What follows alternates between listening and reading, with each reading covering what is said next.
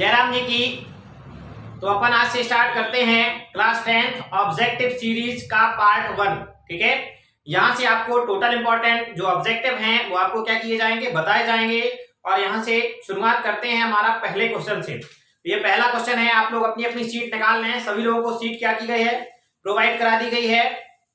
और जिन बच्चों को सीट नहीं मिली है और अगर यहीं आसपास के हैं तो अपना यहाँ पे नीचे साइड में नंबर चल रहा है, थोड़ी देर में आएगा आपके पास नंबर, उस वाले नंबर पे आप संपर्क करके यहाँ से आकर के सीट ले जा सकते हैं। ठीक है, और उसके बाद जो बच्चे सीट नहीं प्राप्त कर सकते, कहीं अदर स्टेट से यानी कि कहीं दूसरे डिस्ट्रिक्ट से यहाँ पर बिलोंग करते हैं और वीडियो को देख रहे हैं, तो वो एक काम करें, नोट करते जा सकते हैं। ठीक है, चलिए अपनी ये जो ऑब्जेक्टिव है ये ओनली एमपी बोर्ड पर रिलेटेड है। तो ये हमारा पहला क्वेश्चन है, विनय के पद लिखने वाले कवि हैं। क्या है क्वेश्चन, विनय के पद लिखने वाले कवि हैं। और यहां पर आपको 4 ऑप्शन दिए गए हैं। ऑप्शन नंबर पहला है कबीरदास, ऑप्शन नंबर पहला कबीरदास, ऑप्शन नंबर दूसरा है जयशंकर प्रसाद, और ऑप्शन नंबर तीसरा है सूरदास, और ऑप्शन नंबर चौथा है जायसी। ठीक है, तो देखें आप लोगों ने जो पहले विषय सूची रहती है अपनी, क्या रहती है बुक में, जो शुरुआत में विषय सूची है वहां पर देखो कबीरदास है, तो कबीरदास जी ने आपका नीति काव्य से संबंधित लिखा है। क्या लिखा है, नीति काव्य के बारे में दोहे दिए हैं। जयशंकर प्रसाद ने आपके चैप्टर में श्रद्धा और मनु वाला जो चैप्टर है वो लिखा है। और यहाँ आ गए सूरदास, और दूसरा है चौथे नंबर पे जायसी। जायसी का पूरा नाम है मलिक मोहम्मद जायसी। क्या है, मलिक मोहम्मद जायसी। इन्होंने आपकी बुक में जो लिखा है वो लिखा है स्तुति खंड। तो जब ये तीनों है नहीं तो हमारे चौथा आंसर क्या कहलाएगा, सूरदास। यानी सूरदास जी ने क्या लिखा है, विनय के पद लिखे हैं। कुछ बच्चे जो मान लीजिए इंग्लिश मीडियम वाली जो हिंदी है उसमें शायद कुछ कहीं कहीं क्या आ जाता है, तुलसीदास भी आ जाता है। तो हमें इस चीज से डरना नहीं है। बात यहाँ कह रहा है किसके पद लिखना है, विनय के पद। ठीक है, तो विनय के पद जब बात करी जा रही है वहां पर सूरदास के बारे में, तो यहाँ पर आपके वर्णन किसने किया है, सूरदास जी ने कृष्ण का वर्णन। अगर बुक में कृष्ण का वर्णन है तो वहां सूरदास लिखेंगे, और राम का वर्णन है तो वहां पर क्या लिखेंगे, तुलसीदास। क्लियर है। चलिए नेक्स्ट क्वेश्चन है आपका, दूसरा ऑब्जेक्टिव है, जीवन गति है वह नित अरुद्ध चलता है। जो जीवन है वो गतिशील है, वह लगातार चलता है। यह पंक्ति पाठ्य पुस्तक की किस कविता से ली गई है। चलिए तो यहां देखते हैं, इसका पहला ऑप्शन आपके पास ये दिया गया है। पहला ऑप्शन है सोए हुए बच्चे से। पहला ऑप्शन क्या है, सोए हुए बच्चे से। तो ध्यान से देखते चलना है, ये सोए हुए बच्चे से आप लोगों को पता है कि यहाँ पर जो कवि होता है वो क्या करता है, अपनी पथरीली, क्या पथरीली, वो कहता है कि मेरी जो हाथ हैं ये पथरीले हैं, इनमें बीमारियां फट चुकी हैं, मैं इससे बच्चे के रेशमी हाथों को रेशमी बालों को स्पर्श नहीं करना चाहता हूं, अन्यथा उसके जो विचार होंगे वो मेरे विचारों से मेल नहीं खाएंगे और इस दुनिया की चकाचौंध में क्या हो जाएंगे, वो ग्रसित हो जाएंगे। इस तरीके से चैप्टर में बोलता है। तो ये जो सोए हुए बच्चे से है ये तो शायद हो सकता है, अभी अपन इस पर बात कर सकते हैं। दूसरा है श्रद्धा। दूसरा ऑप्शन यहाँ पर क्या है, श्रद्धा। तो श्रद्धा के बारे में तो सृष्टि का सृजन जो था वो कैसे किया गया था इसके बारे में बताया गया है। और तीसरा ऑप्शन है हमारे पास उद्बोधन। क्या है, उद्बोधन। इसमें भी जीवन के बारे में ही सीख दी गई है। और चौथा है शौर्य और देश प्रेम। क्या है, चौथा है शौर्य और देश प्रेम। तो ये जो है शौर्य और देश प्रेम, यही इसका राइट आंसर यानी सही उत्तर है। ठीक है, क्या जीवन क्या है भैया, गति है, यानी जो जीवन है वो लगातार चलता रहता है, वह नित अरुद्ध चलता है, बिना रुके क्या होता है, चलता रहता है। यानी इसका आंसर हमारा क्या हो जाएगा, ये जो पंक्तियां हैं ये ली गई हैं हमारी शौर्य और देश प्रेम से। चलिए थर्ड नंबर का क्वेश्चन आ जाता है। यहां पर कह रहा है राम की बाल छवि और उनकी बाल लीलाओं का विशद वर्णन मिलता है। तो अभी मैंने आपसे क्या बताया था कि राम के बारे में वर्णन किसने किया है, तो राम के बारे में वर्णन किया है तुलसीदास जी ने। चलिए देखते हैं, यहां पर है कवितावली में कवितावली में मिलता है, दूसरा है कामायनी में, तीसरा है पंचवटी में और चौथा है अमरावती में। तो देखिए पहला ऑप्शन हमें है यहाँ पर कवितावली है, कवितावली, सेकंड है कामायनी, थर्ड नंबर पे है पंचवटी और ये फोर्थ नंबर पे है हमारा अमरावती। ठीक है, ये तो यहां से जो ऑप्शन हमारे सामने दिखाई दे रहे हैं, इनमें जो जो नई चीजें हमें दिखाई देती हैं या जैसे जैसे विकल्प और बनते हैं उनके बारे में भी मैं बात कर रहा हूं। तो कवितावली तुलसीदास द्वारा लिखित है, ये तो बात पक्की है। और तुलसीदास ने ही क्या किया है, राम की बाल लीलाओं का वर्णन किया है। अभी थोड़ी देर पहले बात किया था कि सूरदास ने किया है कृष्ण की बाल लीलाओं का वर्णन, और यहाँ तुलसीदास ने किया है किसका, राम का। तो डायरेक्टली हमें पहले नंबर ही मिल गया कि यहाँ पर क्या है, कवितावली। दूसरा आ जाता है कामायनी। यहां से देखिए, यहाँ जो क्वेश्चन है अपना, इसका आंसर तो है नहीं, लेकिन इससे जो नया विकल्प बनता है वो ये आ जाता है कि ये कामायनी क्या है, एक महाकाव्य है। कामायनी क्या है, एक महाकाव्य है। और ये जो कामायनी है, इस कामायनी की रचना किसने की, तो इस कामायनी नामक ग्रंथ की रचना की है जयशंकर प्रसाद ने। ठीक है, जयशंकर प्रसाद ने। और अगर अंदर चले जाएं तो कभी कभार ये पूछ दिया जाता है कि छायावाद के आधार स्तंभ कौन है।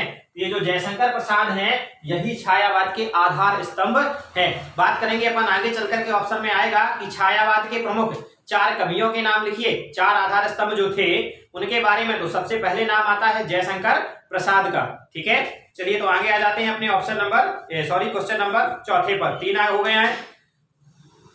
अच्छा, यहाँ ये जो पंचवटी है, तो पंचवटी तो आपको पता है कि किसने लिखा है। ठीक है, उसके बाद अमरावती, तो यहाँ ये पंचवटी मैथिली गुप्त ने लिखा है उनका। और उसके बाद ये कवितावली, कामायनी, पंचवटी, अमरावती। तो यहाँ पर राइट आंसर हमारा क्या है, कवितावली। ठीक है, चलिए चौथा क्वेश्चन है, सखी ठगी सी रह गई। क्या है, सखी ठगी सी रह गई।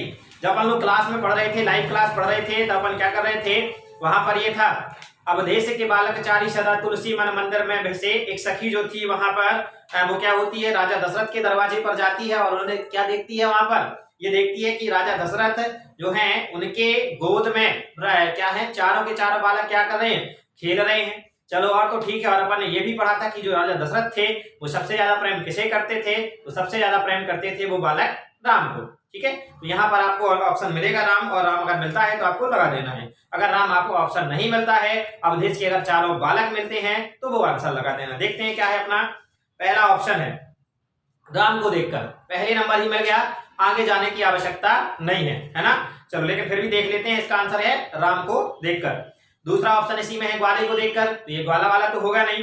राधिका को देख करके, अब राधिका कहाँ और कहाँ राम, ये तो सीधा जमीन आसमान का अंतर, ये हो नहीं सकता है। और हनुमान को देखकर, तो हनुमान जो थे वो राजा दशरथ के समय पे वहां पे अयोध्या में आए नहीं थे। चलो ठीक है, तो यहाँ आंसर अपना सही है, क्या है, राम को देखकर। धन्यवाद। आगे चलते हैं, 5वां क्वेश्चन।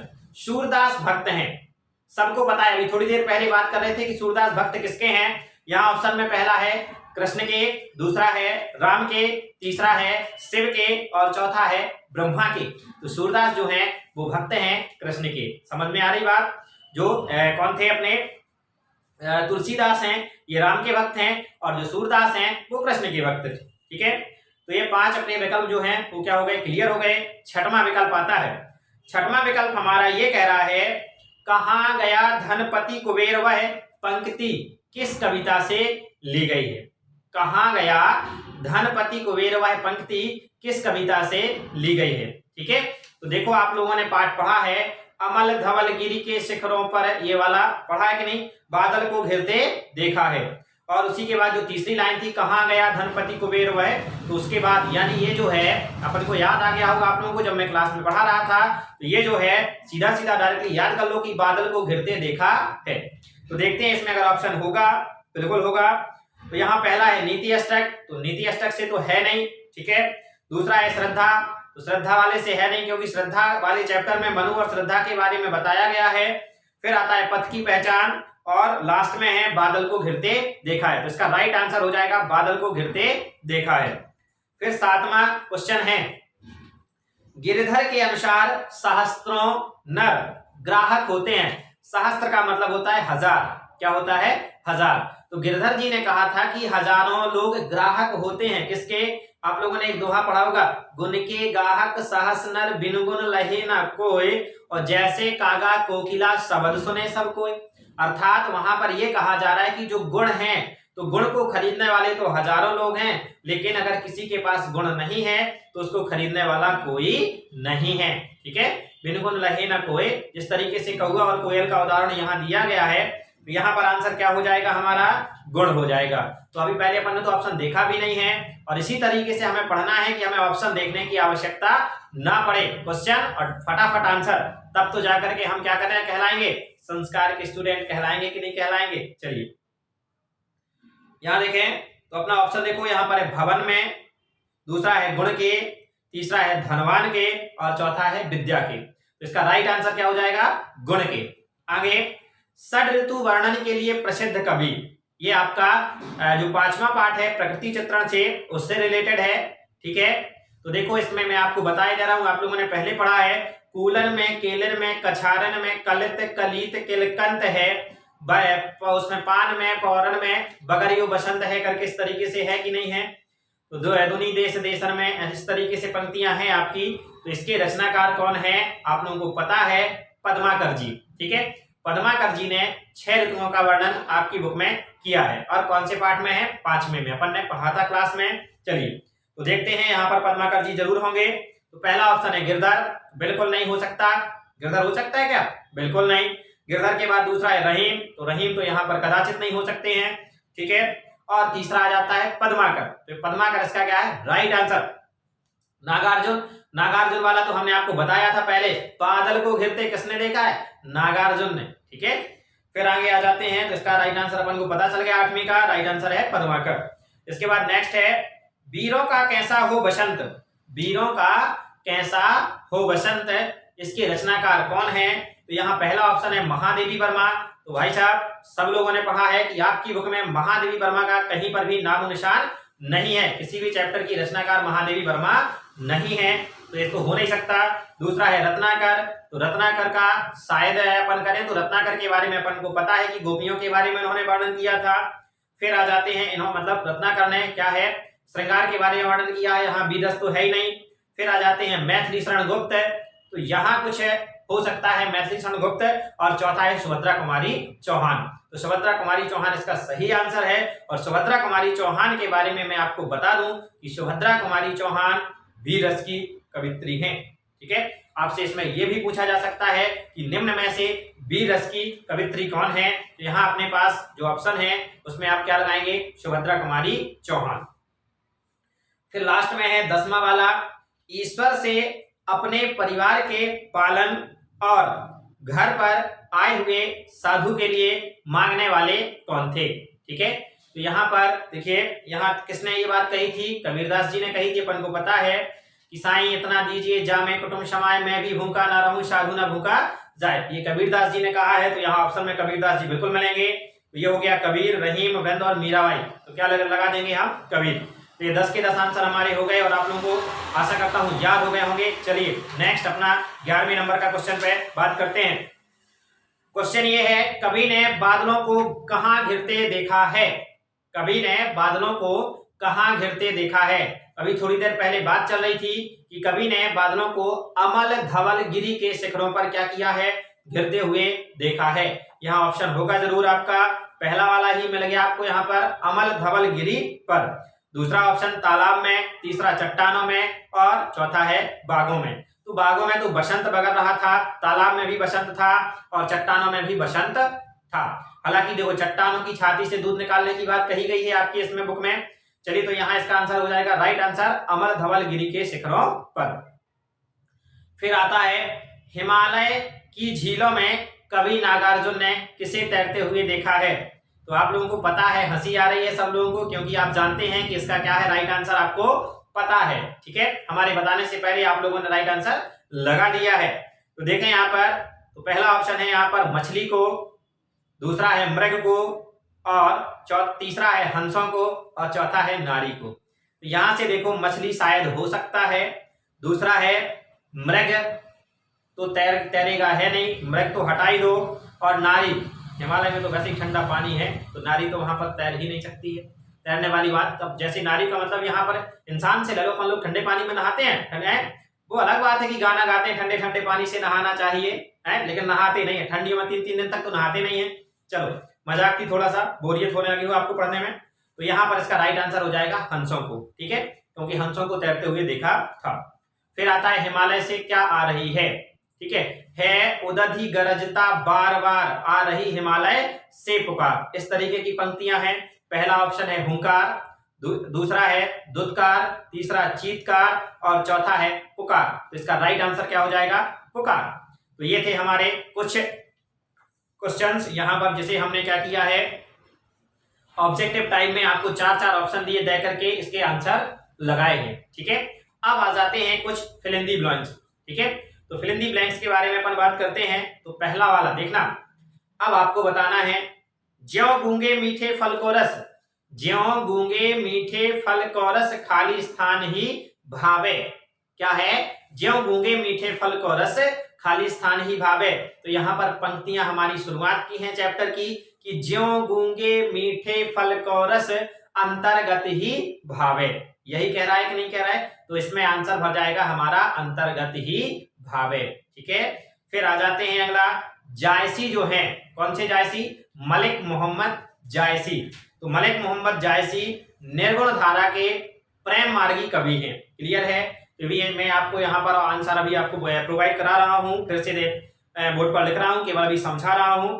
फिर है रामधारी सिंह दिनकर की कविता में, तो रामधारी सिंह दिनकर की कविता में खाली स्थान गुण है, तो कौन सा गुण है, तो इनकी कविताओं में ओज गुण है। क्या है, ओज गुण। फिर अगला है तौपर वारो उर्वशी सुन खाली स्थान सुजान। तो यहाँ आपको पंक्तियां याद आ गई होंगी कि तौपर वारो उर्वशी सुन राधिके सुजान, यहाँ पर क्या भरा जाएगा, राधिके।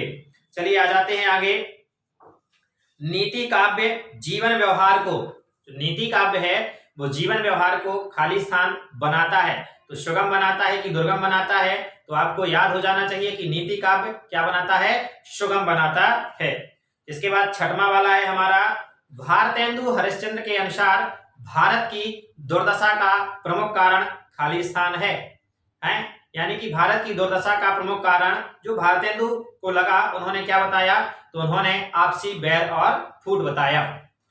फिर आ जाते हैं खाली स्थान पक्षी दिन में मिलते हैं और रात में बिछुड़ जाते हैं, तो ऐसे पक्षी हैं चकवा चकवी, ठीक है।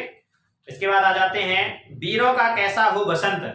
थोड़ी देर पहले अपना ऑप्शन हमें आया था कि वीरों का कैसा हो बसंत की रचनाकार कौन है, वहां सुभद्रा कुमारी चौहान था, और वहां मैंने आपसे बात की थी कि सुभद्रा कुमारी चौहान किस रस की कवित्री हैं, तो वीर रस की। तो यहाँ पर भी क्या हो जाएगा, वीर रस हो जाएगा। फिर आता है साधु की जाति ना पूछ करके उसका खाली स्थान पूछना चाहिए, तो जाति न पूछो साधु की पूछ लीजिए ज्ञान, और मूल करो तलवार से पढ़ी रहन दो म्यान, ठीक है। ये पंक्ति अपन ने पढ़ी है, यानी कि साधु से हमें जाति नहीं पूछनी चाहिए, हमें उसका क्या पूछना चाहिए, ज्ञान पूछना चाहिए। फिर आ जाते हैं बटोही को चलने से पहले, बटोही को चलने से पहले खाली स्थान की पहचान कर लेनी चाहिए।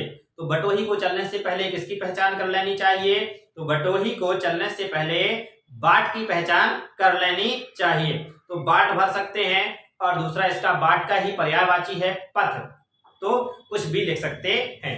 चलिए अगला अपना खाली स्थान है यहाँ पर, हिमालय की झीलों में कवि नागार्जुन ने किसे तैरते हुए देखा है, यानी खाली स्थान को तैरते हुए देखा है, तो इसका राइट आंसर हो जाएगा हंसों को।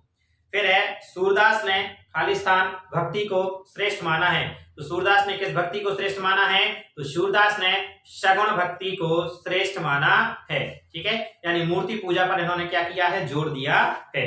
तो ये थे हमारे बहुत सारे कुछ क्वेश्चंस।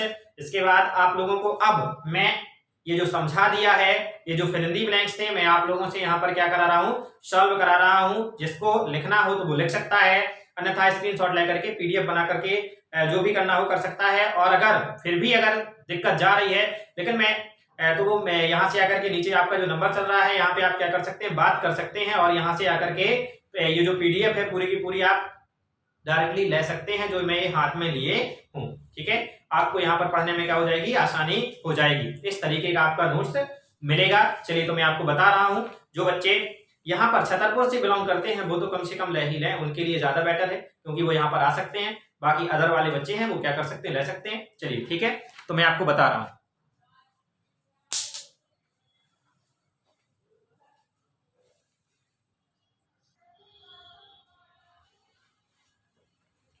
चलिए तो ये अपने अभी अपन ने समझा था और उसके बाद अब आ गए हैं, ये सामने लिखा है आप लोगों को फिल करना है। ठीक है, जो अभी समझाया उसके बारे में आप लोगों को बताना है। पहला कह रहा है ज्यों गूंगे मीठे फल को रस खाली स्थान ही भावे। इसका आंसर क्या हो जाएगा, शाबाश, अंतर्गत ही। तो इसका आंसर है अपना अंतर्गत। ज्यों गूंगे मीठे फल को रस कैसा भावे, अंतर्गत ही भावे। नेक्स्ट है इसमें दूसरा, जायसी निर्गुण धारा के खाली स्थान कवि हैं। तो जो जायसी हैं वो निर्गुण धारा के प्रेम मार्गी कवि हैं। कौन से कवि हैं, प्रेम मार्गी। तीसरा है रामधारी से दिनकर की कविता में खाली स्थान गुण है। तो रामधारी से दिनकर की कविता में ओज गुण है। कौन सा गुण है, ओज गुण। चौथा है तो पर उर्वशी सुन खाली स्थान सुजान। तो यहाँ पर अभी अपन ने बात किया था, इसका आंसर हो जाएगा सुन राधिके सुजान। फिर आ जाते हैं नीति काव्य जीवन व्यवहार को क्या बनाने का आधार है। इसका राइट आंसर है सुगम बनाने का आधार है।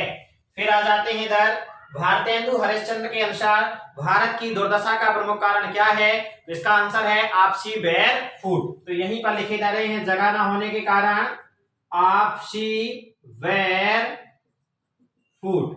क्लियर ये। फिर आ जाते हैं आगे, खालिस्तान पक्षी दिन में मिलते हैं और रात में क्या होते हैं, बिछड़ जाते हैं। तो आप लोग बता सकते हैं वो क्या है, चकवा चकवी। ये जो चकवा चकवी पक्षी होते हैं वो रात में क्या होते हैं, बिछड़ जाते हैं और दिन में फिर क्या होते हैं, मिल जाते हैं। वीरों का कैसा हो बसंत कविता में किस रस की प्रधानता है। तो आप लोग जानते हैं इसमें वीर रस की प्रधानता है। लिखा किसने है, सुभद्रा कुमारी चौहान ने। साधु की जाति ना पूछ करके उसका क्या पूछना चाहिए, उसका क्या पूछना चाहिए, ज्ञान। ठीक है। फिर आ जाते हैं बटोही को चलने से पूर्व खालिस्तान की पहचान कर लेना चाहिए। तो इसमें हमने आपको दो आंसर बताए थे, एक तो बाट लिख सकते हैं और दूसरा क्या लिख सकते हैं, पथ। तो अपन ने यहां पर लिख दिया पथ। फिर आ जाते हैं नेक्स्ट 11 नंबर का, हिमालय की झीलों में कवि नागार्जुन ने किसे तैरते हुए देखा है। आप सब लोगों से बनने लगा है। तो हिमालय की झीलों में कवि नागार्जुन ने हंसों को तैरते हुए देखा है। फिर आ जाते हैं सूरदास ने खालिस्तान भक्ति को श्रेष्ठ माना है। तो सूरदास ने किस भक्ति को श्रेष्ठ माना है, तो सूरदास ने सगुण भक्ति को श्रेष्ठ माना है। ये तो ये रहे अपने 12 खालिस्तान और 13 अपन ने ऑब्जेक्टिव टाइप क्वेश्चन बताए थे। इसके बाद आप लोगों को नेक्स्ट पार्ट में और आगे चल करके बताया जाएगा। 6 या 7 पार्ट में मैं आपके टोटल ऑब्जेक्टिव कंप्लीट करा दूंगा। ठीक है, पढ़ते रहें, मुस्कुराते रहें। और अगर आप पहली बार इस वीडियो को देख रहे हैं तो चैनल को सब्सक्राइब कर दें और वीडियो को अपने दोस्तों को क्या करें, शेयर कर दें। जयराम जी की इंतजार करना सेकंड पार्ट का।